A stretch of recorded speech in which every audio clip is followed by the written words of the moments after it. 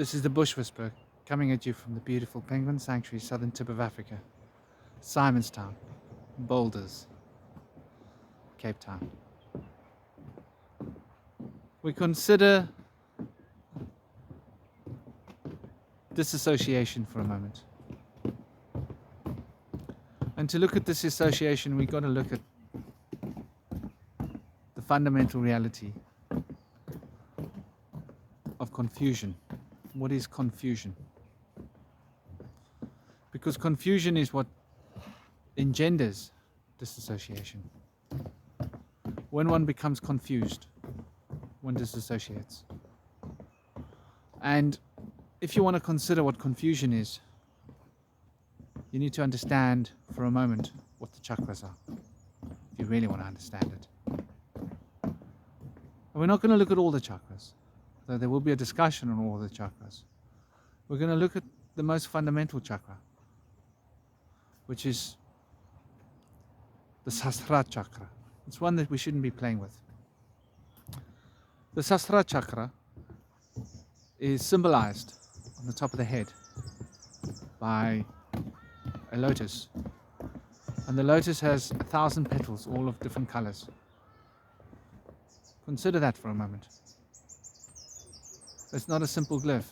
It's a very complex glyph that suggests a multi-dimensional reality in its most complete and multi-dimensional way. In other words, 1,000 different petals. All the parts of this world, all in once. All the thoughts that you can think, all at once.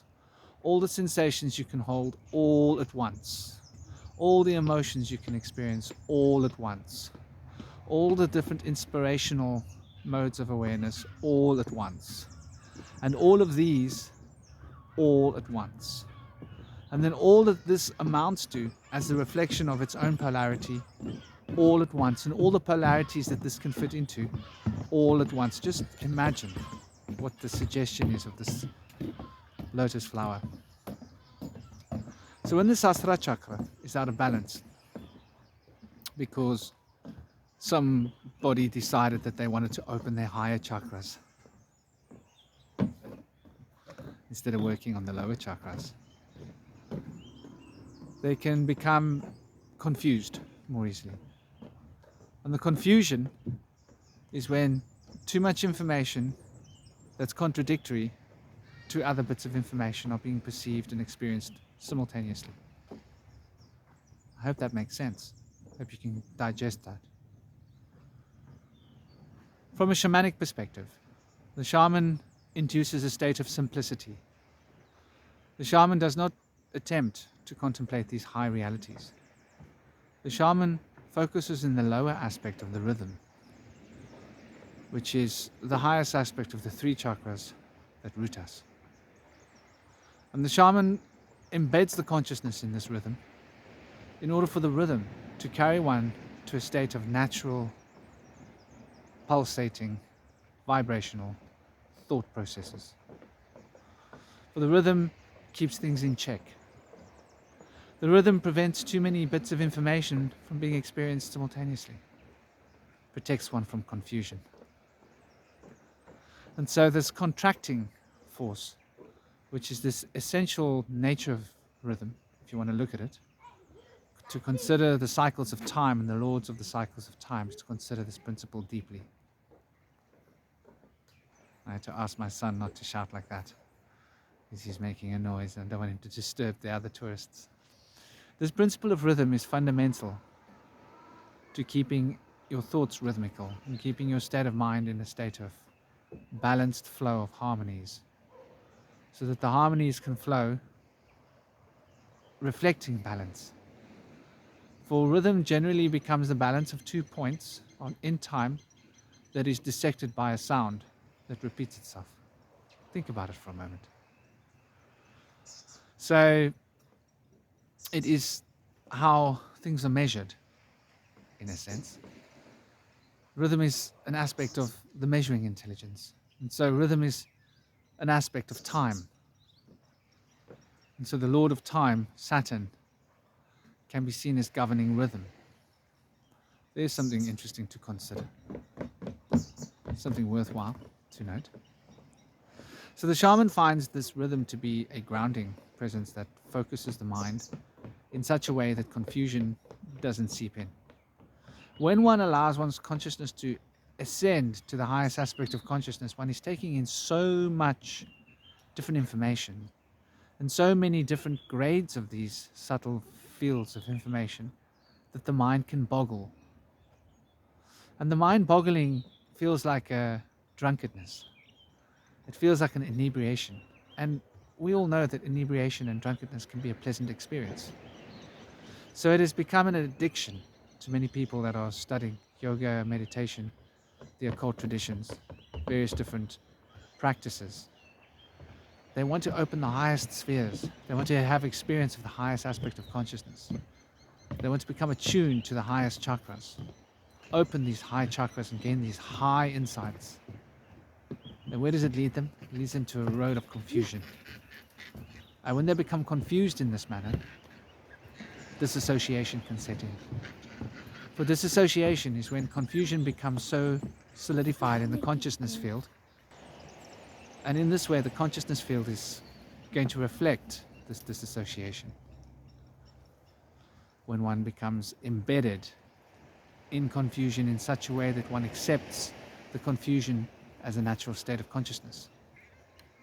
And when confusion becomes accepted as a natural state of consciousness, this disassociation causes one to extract one's consciousness from the true experience of reality. And so reality can become reconstructed. This can happen in either of the elemental states. It can happen in the state of thought, where one will have delusional thoughts. It can happen in the sphere of emotion, where one will become emotionally delusional. Have you ever heard someone saying, I don't know whether I'm in love with you or not? Do I love you? Don't I love you? That's an emotional state of detachment and delusion based on emotional energies being related to the higher chakras ahead of time. And when it becomes enticed by the physical sphere, it becomes hallucinations. And when it becomes enticed by this aspect of the fire element, it becomes an inspiration, where one can become delusional in one's inspiration. There's something to consider. So, delusion and disassociation are an instrument of confusion. And confusion is a reflection of the higher chakra being overstimulated most times. And when the higher chakra is overstimulated and the lenses of the lower chakras aren't able to refract and create clear distinctions between the aspects that are being reflected from the higher chakra, disassociation is very likely. So to those of you that are practicing meditation, that are practicing occult therapeutics, it's not about opening the higher chakras. It's about preparing the lower lenses, the lower chakras, so that when the higher chakra does open, one doesn't become confused. And the confusion doesn't lead to disassociation and delusion. I hope this is useful information to those of you, and I hope those of you that are so addicted to the higher chakras aren't going to react to this too much, because that won't be healthy for you. Smash the like and share this video. Get it out there, because there are many people that are suffering from disassociation. Many people that are becoming deluded by the ideas that they need to open their higher chakras and open the higher sense of the chakras and experience this higher energetic reality. And what happens is they do it at the expense of developing the lower aspects. And when the lower aspects haven't been developed, those lenses are not ready to handle the intensity of the light. And so the light cannot be separated by the prism. And the prism of being becomes disconnected. And the disconnection of the prism of being is that confusion that leads to the state of disassociation, which we can consider as delusion. Subscribe to this channel so you don't miss daily uploads. There will be uploads coming every day. Practice your meditation, become grounded. Focus on the lower aspects of the consciousness field. Good morning. And don't allow yourself to become too focused on escaping reality through the higher chakras. The shaman isn't interested in escaping through the higher chakras. The shaman is interested in finding what is in the higher sphere and bringing it through oneself like a lens into the physical reality. And in order for this to happen, the guides have got to be present, and the guides are the reflections of the lower spheres. We need to understand this very carefully. For the personification of the consciousness field that attaches the meanings of personality to the highly subtle forces of intelligence, which are the substrate of creation, moving through our consciousness field. This is a lower chakra activity. And so it's fundamentally important for us to be able to bear this in mind and to keep this in our consciousness, that the lower chakras are fundamentally more important for the actual practice and the training. And unless one has learnt this, one will be wasting one's time. And I'll use a metaphor before I end this. Martial arts. You first have to learn to stand. If you can't learn to work your base and your stance, you'll never learn to throw a hard punch. Because the true power of your punch is going to be a reflection of how well you've learned to posture your body. And the way in which you move your center of gravity, which is based upon your stance, is how much generation of power you're going to have available in your arms. There's something to consider. And there's a practical display of what I'm explaining here. These principles operate in the same way on the inner reality. And so when practicing yogic or tantric or any other kinds of practices, one needs to bear this in mind. Subscribe to my channel so you don't miss daily uploads. Have a totally gorgeous day. Do like and share this. And follow this teaching system from the beginning to the end if you want to get the maximum buck for your money, which is free. I do not even advertise this. I mean, I don't even allow YouTube to add any advertising for me. So I'm not making any advertising money from YouTube. YouTube puts their base one advert on, and that's what I can't avoid. Though if you want to support me, my Patreon link will be below. And it would be much appreciated. I use it to improve this channel. Have an absolutely gorgeous day. Take it easy. And any questions that you have, do please put them into the comments below, because it's fundamentally important that I'm able to get the feedback from you. And any questions that you have or any particular topics you want to be covered, I will be able to cover and turn it into a part of this course when it's appropriate. Have an absolutely gorgeous day. Take it easy. Enjoy yourself. Be well. Om Shanti.